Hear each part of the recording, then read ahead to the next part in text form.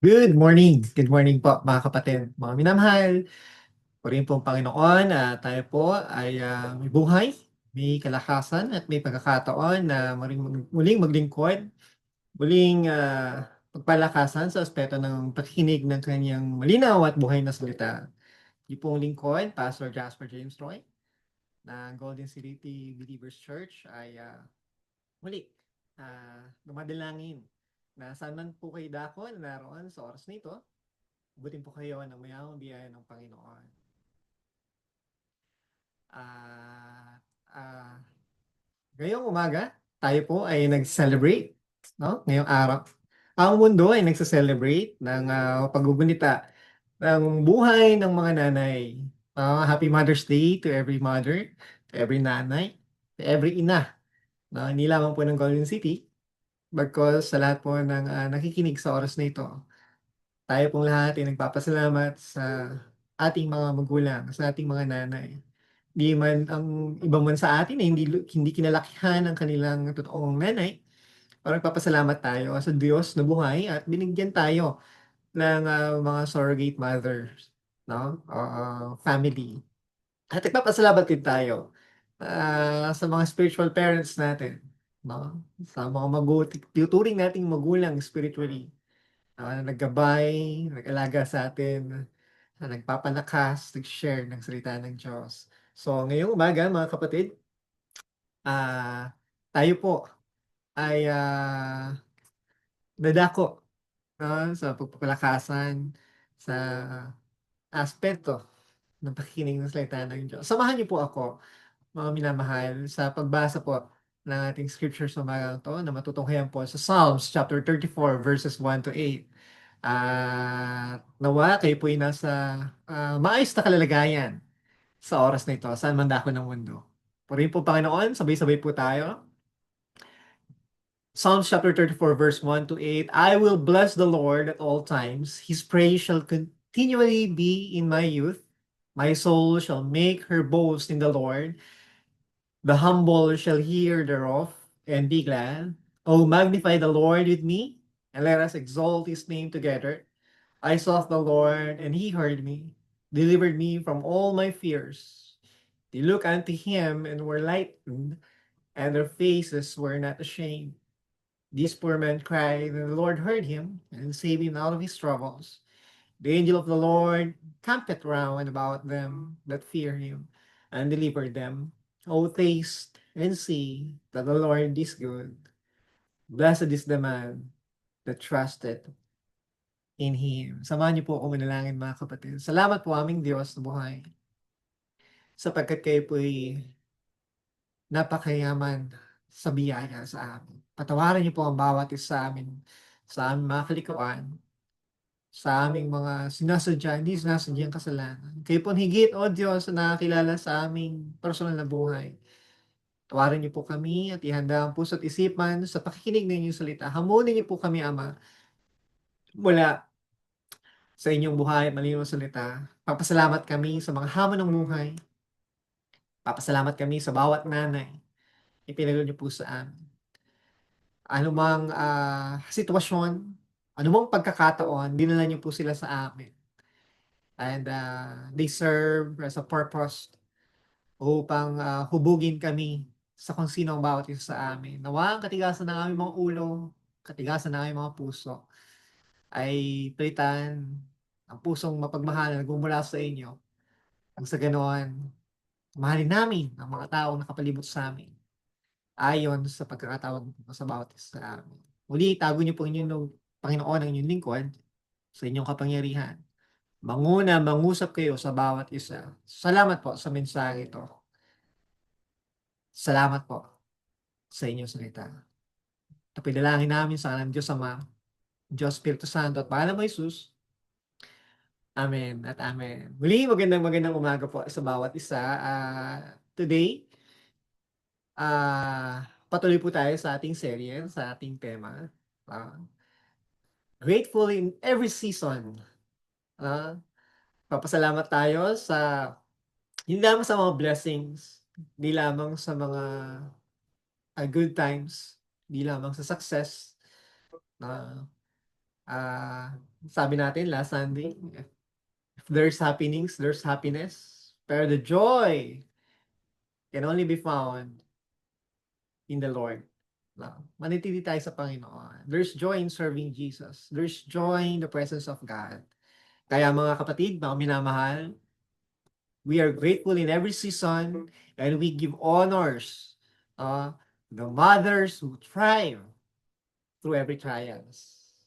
Marami tayong kwento patungkol sa ating mga nanay at ah, na kung paano tayo pinalaki. Yung mga nanay na masyadong mahigpit, mga nanay na masyadong maluwag. Pero ano man ang memories mo at isang may pagmamalaki at may pagpapasalamat mo sa iyong mga nanay. Ah, at walang ibang makakapalit sa ating mga nanay. And with that, we give honors to them as we listen, as we look back sa mga nanay ng mga great men in the Bible. No? So, mga minamahal, ngayong umaga po as we celebrate ang role ng mga nanay. Pero tayo po'y patuloy sa spirit ng grateful living. A life that chooses gratitude even in the face of life challenges. No? Tayo ay i-encourage na maging mapagpasalamat sa lahat ng bagay, sa lahat ng aspeto at season ng ating buhay. No? So as we honor our mothers, let us all reflect on how gratitude, especially in trials, became a testimony of faith. Number one, mga kapatid, alalahanin po natin ang buhay, ang pagiging nanay ni Hannah. A gratitude in pain. Remember Hannah's prayer? No? So, 1 Samuel chapter 1, verse 10 to 11, verse 26, 27, and 28. Sabay-sabay po nating basahin sa inyong mga kinalalagyan. And she sought in bitterness of soul, and prayed unto the Lord, and wept sore. And she vowed a vow, and said, O Lord of hosts, if thou wilt indeed look on the afflictions of thine handmaid, and remember me, and not forget thine handmaid, and I will give unto thine handmaid a man child, then I will give him unto the Lord, and all the days of his life, and there shall no razor come upon his head. And she said, O my Lord, as thy soul liveth, my Lord, I am the woman that stood by thee here, praying unto the Lord. For this child I pray, and the Lord hath given me my petition, which I asked of him. Therefore I also have lent him to the Lord. As long as he liveth, he shall be lent to the Lord, and he worship the Lord there. Mga minamahal, mga kapatid, no? Si Hannah, alam natin, ay hindi, no? The Lord shut her womb, at hindi siya magkaroon ng anak. May mga magulang, may mga couple today na patuloy na nagpe-pray na magkaroon ng supling, ng biyaya naman, ng blessing ng anak. I remember when nung si Hannah ay nanalangin, Panginoon, ipagkaloob niyo lang sa akin ang panalangin kong ito at ibabalik ko sila sa inyo. Kaya nga natin dinededicate ang mga bata sa Panginoon. No, and we pray na sila na ito ay lumaki, no, na may takot sa Panginoon, na as they grow, tayong mga magulang hindi natin i-prepare ang daan para sa ating mga anak, because we will prepare them for the road. We will prepare them for the battle. Hindi natin ihanda yung battle, because we will prepare them. Kaya mga kapatid, meron tayong mga kapatiran, or tayong mga kilala nag-struggle sa kanilang pamilya, struggle sa kanilang anak. Ngayon pa lang o mga expectant mothers natin na they're fighting their own battles, kalusugan ng mga bata. Pero ang panalangin ng isang nanay na hindi matatawaran. Alam natin na ang mga sakripisyo, hindi lamang ng mga tatay, gano'n din lalo't higit ang sakripisyo ng mga nanay, full-time mom or working mom, no? Hindi madali ang sakripisyo ng ating mga nanay. Kaya pagpasalamat natin, no, ang panalangin, ang gabay, patnubay sa atin ng ating mga nanay. At hindi matatawaran ang panalangin ng nanay. Oo. Takwil man tayo ng ating mga kapatid o ng ating mga tatay. Pero ang nanay, mother's love, mother's prayer ay hindi magmamaliw, hindi matitigil. Ayan. So and she was in bitterness of soul and prayed unto the Lord and wept sore. Sabi ng 1 Samuel 1:10. So experience ni Hannah yung deep sorrow ng a longing at desire na magkaroon ng supling. Oh. Yung kanyang sorrow, but turned it into prayer and praise. How many times na sa ating buhay, no? Sa makita mo, tinitiis ni nanay, tinitiis ni mama, tinitiis ni mami yung mga problema. Minsan sila nakangiti, minsan nakasigaw, madalas nakasigaw nga, no? Pero yung iyak niyan sa Panginoon hindi matatawaran, hindi magmamali. Naalala ko nga aking ang lagi niyang panalangin, even in deep pain, yung sa kanyang karamdaman ay nagpupuri, nagpapasalamat sa Panginoon. Siya'y aawit, at siya'y mananalangin. And as she start her prayer, lagi niya sinasambit, Panginoon, ikaw ay mabiyaya, ikaw ay mabuti. So ang pagpapasalamat ay hindi pagtanggi sa sakit, kundi ang pagpiling magtiwala sa Diyos sa gitna ng pagsubok.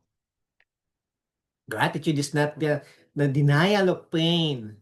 No, yung ibig sabihin tayo magpapasalamat despite ng ating nasa pain. Gratitude is not the denial of pain, but the decision to trust God in it. No, sa gitna ng pagsubok, sa gitna ng problema, sa gitna ng iyong desire, ng iyong petition, you choose to trust God. Lord, I trust your plan. Lord, naniniwala ako na sa kapighatian ito na dinaranas ng bawat isa sa atin, no? Choose to pray, choose to trust God. Hannah struggled with barrenness. Didn't hinder her gratitude. Pwede siya magmukmuk na lang, pwede siya, pero hindi. She choose every day na pumunta sa templo, no? At manalangin na pagkamala na nga siyang lasing. Di ba? Sa paghikbi, sa pag-iyak sa Panginoon, yung kanyang petition. Pero she didn't falter. Siya nagpatuloy. She turned her sorrow into prayer and her prayer into praise. Mga kapatid, mga minamahal, as we look sa buhay ni Hannah, mother of Samuel, when life gets overwhelming, choose to pray instead of giving up. Trusting God brings peace in painful times. Mga kapatid, mga minamahal, remember your mother's prayer. Remember na kung paano yung nanay pinanalangin ka, nag-encourage sa'yo, at hinamon ka ng tayo manalangin. Pray ka lang, anak. Kaya sa bawat nanay, or sa bawat isa sa atin na meron pang nanay at lola, marahil, Na thank God for them. At ang kanilang mga panalangin sa inyo o sa'yo ah, ay walang katulad. Remember their days ng pagluhod sa Panginoon. Number 2, mga kapatid, Mary's surrender. Gratitude in obedience sa buhay ni Mary, the mother of Jesus. When she chose to surrender sa plano ng Panginoon, sa pagsunod sa Panginoon. Luke chapter 1 verse 38, 46 to 48. All together we read, "And Mary said, Behold, the handmaid of the Lord, be it unto me according to thy word. And the angel departed from her. And Mary said, My soul doth magnify the Lord, and my spirit hath rejoiced in God my Savior. For he hath regarded the low estate of his handmaid. For behold, from henceforth all generation shall call me blessed." Luke 1:38, "Behold, the handmaid of the Lord, be it unto me according to thy word."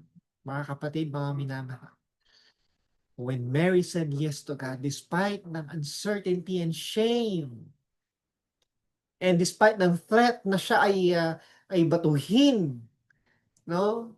Hanggang sa mamatay. And despite ng threat, marahil, hindi siya panagutan ni Joseph, still she choose to say yes to the Lord. Mary faced shame, risk, and uncertainty, yet she said yes to God. Lord, be it unto me according to thy word, Lord. So her song of praise came after surrender, not after comfort. No? Hindi yung, sige na nga Lord, salamat po, sa wakas. But no, sa gitna ng pagsubok, sa gitna ng mabigat na pwede nating kinakaharap na desisyon sa buhay. Meron marahil sinasabi, God is leading you to something great at hindi mo mag-give up yung mga bagay. There are certain things and certain possession or position in life na ang hirap i-give up. Yeah, i-give up. Choose to praise God. Choose to thank God. Choose gratitude after mo mag-surrender. Not after the comfort nang mawala yung problema or yung pagsubok, but in the midst of these challenges and great decisions, mga kapatid, mga minamahal, choose to surrender. Choose gratitude in obedience. Magpasalamat ka sa pagsunod. Magpasakop ka sa plano ng Diyos sa iyong buhay. Gratitude grows in a heart that obeys even when the future isn't clear. Salamat sa provision mo. God will never lead you to a place where God cannot leave you. Where His grace cannot sustain you. Yan. God will not lead you to a place where His grace cannot sustain you. Kaya mga minamahal, mga kapatid, obey. Choose to thank God, Lord. Bagamat mahirap sumunod, marahil. Susunod ako sa iyo. Yung kayong kanta, susunod ako, O Diyos, susunod ako. Sa buong buhay ko, susunod sa iyo. Mga kapatid, mga minamahal, ang pagpapasalamat ay hindi lamang damdamin. Ito po ay kilos na bunga ng ating pananampalataya. Kaya nga totoong-totoo, yung kanta awitin ng mga bata, yung Sunday school song ng obedience is the very best way to show that you believe, doing exactly what the Lord's command Sabi, doing it happily. Action is the key. Doing it diligently, joy you will receive. So obedience is, sabi, the very best way to show that you believe. Mga minamahal, mga kapatid, ang, ano yan, ang pagpapasalamat ay hindi lamang damdamin. Ito ay kilos o bunga ng ating pananampalataya. Kaya, mga kapatid, obeying God may not always be easy, but it brings blessing beyond what we can imagine. Ang hirap sumunod kasi hindi natin alam yung future. Pero if you obey, diba? Maraming naniniwala sa Diyos, nagsabi, sumasampalataya. Diba, may mga anak, no, na nagkiklaim ng sila anak. Merong masunuring anak, matigas ang ulong anak. Pero ang mas pinagpapala, syempre, yung mas malapit sa magulang, ay yung masunuring anak.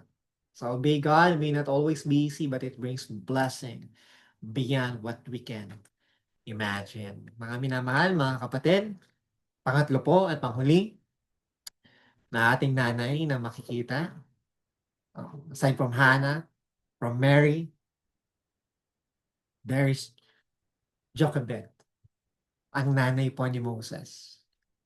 Let us be grateful and be thankful. Gratitude in risk. Where we will see at makikita po natin, tutuhayan natin yung bravery ni Jochebed. Sabay-sabay po nating basahin, mga kapatid. Exodus chapter 2, verse 2, 3, and 9 all together. And the woman conceived and bare a son. And when she saw him, that he was a godly child, she hid him 3 months. And when she could no longer hid him, she took of him an ark of bulrushes and dubbed it with slime and with pitch and put the child therein. She laid it in the flags by the river banks. And Pharaoh's daughter said unto her, take this child away and nurse it from me, and I will give thee the wages. And the woman took the child and nursed it. Mga kapatid, mga minamahal, alam natin lahat ang istorya, no?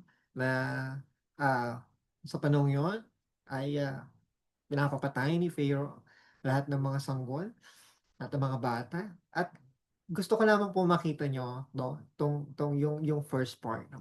And the woman conceived and bare a son, and when she saw him, that she was a godly child. No? Alam ko yun, alam natin,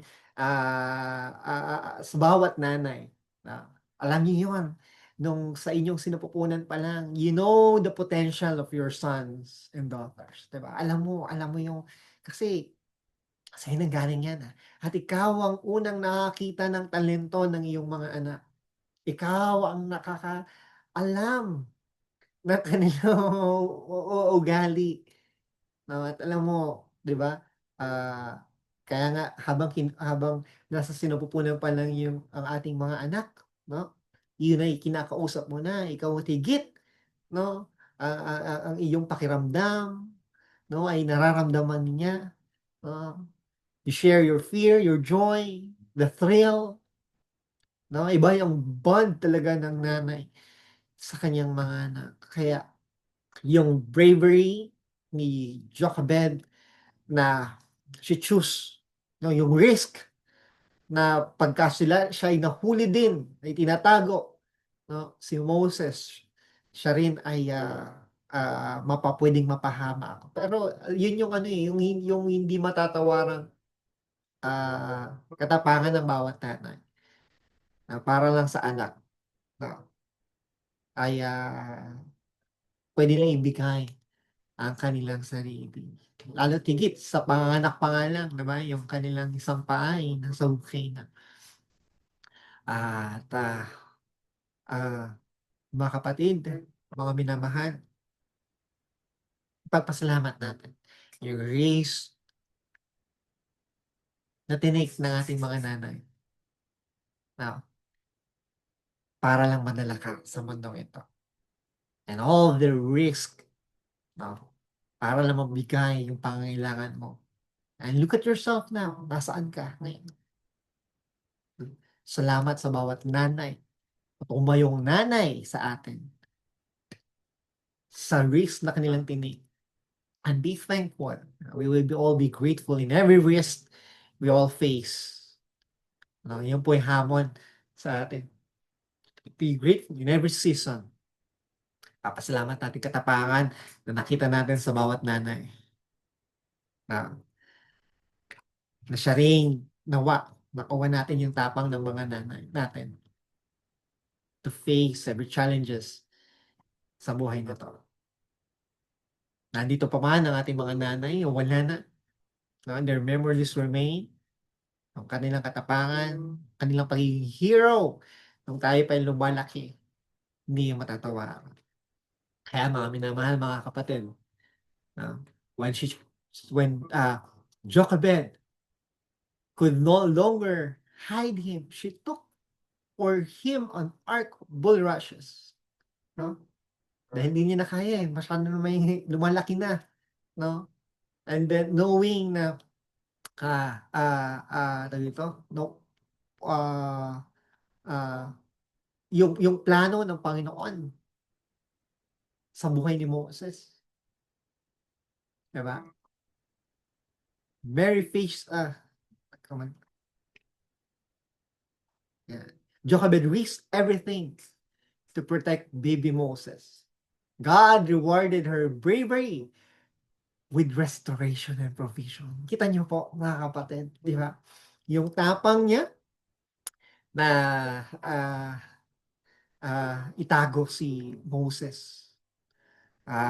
Paano siya, no? Doon sa Jordan River. Hindi lang yun eh. Yung brave, alam nyo ba? Alam mo natin na hindi lang normal na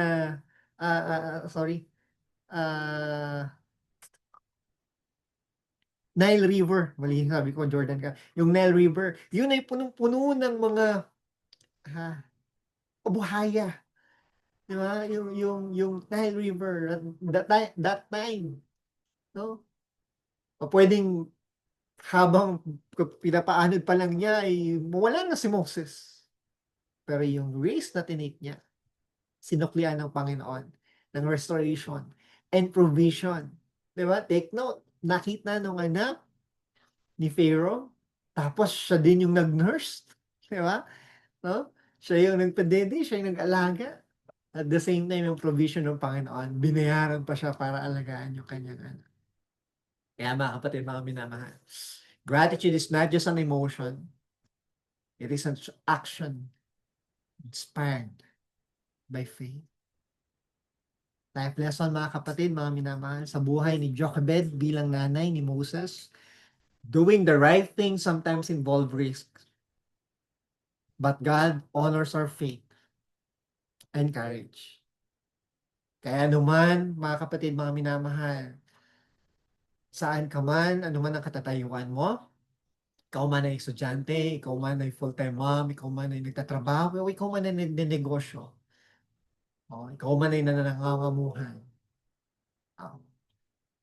Our lesson, being grateful in every season, yung pasalamat tayo sa bawat risk na binibigay sa atin, or challenging life so every day, no? Yung katotohanan na ikaw ay tatayo, haharap sa kanila at yung profession ng pananampalataya, no? Doing the right thing, sometimes involve risk. Pwede kang maging unpopular kasi you're doing the right thing. Hindi ka nagnanakaw ng oras, hindi ka nagnanakaw ng aapi, hindi ka sumasama sa chismis. Lalayuan ka, mawawalan ka ng kaibigan. Pero susuklihan ka ng Panginoon ng provision and restoration. If you take that courage to do it. Amen. So mga kapatid, mga minamahal, sabi, a young man asked Charles Spurgeon, no? Pastor Charles Spurgeon, what was the secret to his spiritual depth. Bakit ganun siya kalalim, no? Sa pananampalataya. Then he replied, I had a mother who prayed for me.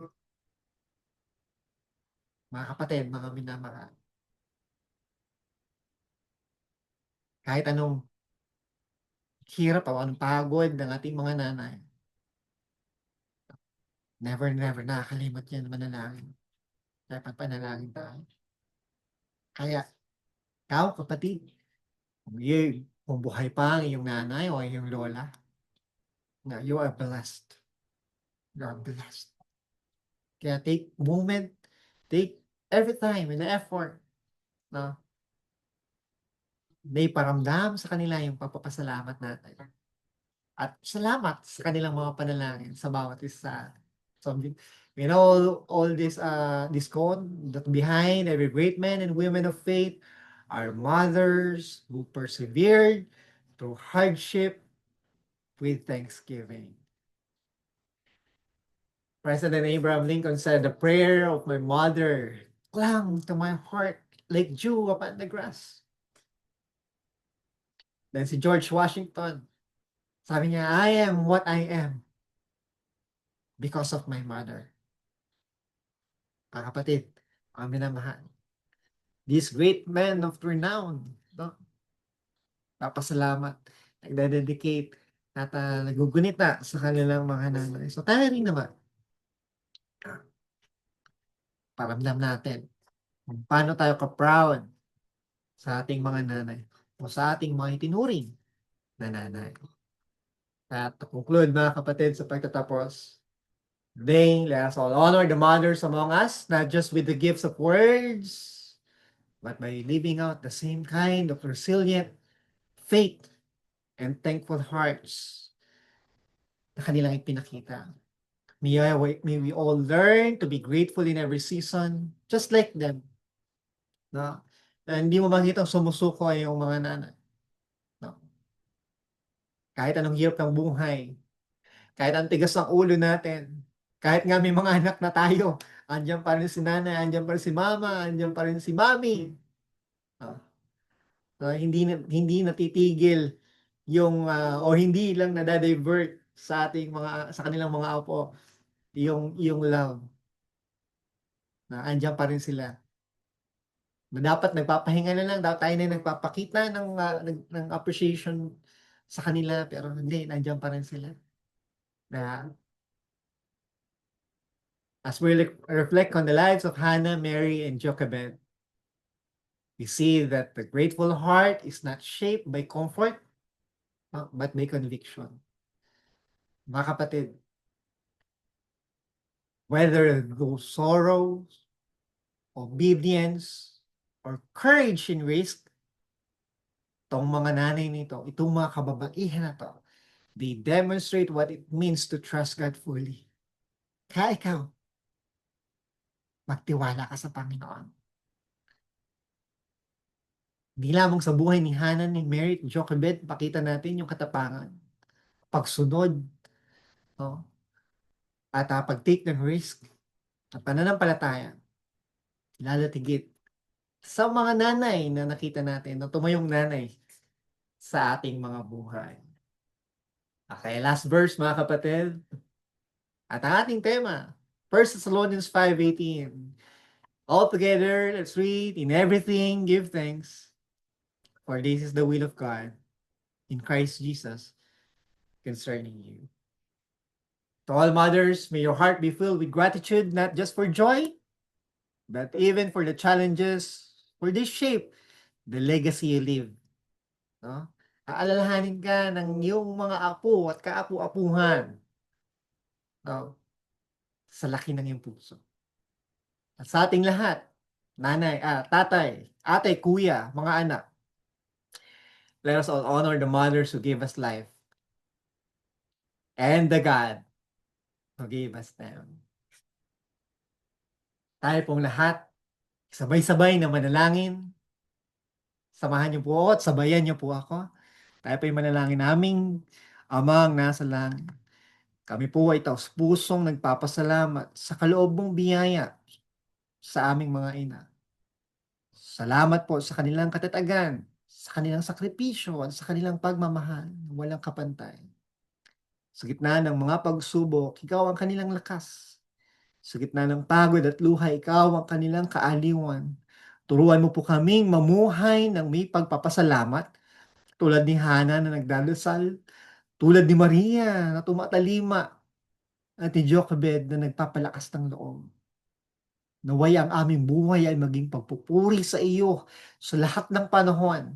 Pagpalain niyo po ang bawat ina na narito ngayon, nakikinig, o magiging ina pa lamang. Pagkalooban niyo po sila ng kapayapaan, kagalakan, at panibagong lakas. Ito po ang aming dalangin sa matamis at pinakadakilang pangalan ng aming Panginoong Hesus. Amen at amen. Mga kapatid, mga minamahal, purihin po ang Panginoon at nawa, no? As you celebrate ang Mother's Day sa oras na ito, o sa araw na ito, samahan po kayo ng Panginoon. Bigyan kayo ng pag-iingat sa buong linggo. At hanggang sa muli, kita-kita po tayo. Po inyong lingkod, Pastor Jasper James Wright. Dumadalangin. Masumpungan po tayo ng lahat. Panginoon ay masumpungan ng bawat isa na patuloy na naglilingkod, nagpapalakas sa kanyang nagpapalakasan sa pamamagitan ng Panginoon. God bless everyone. Happy Mother's Day to every mother.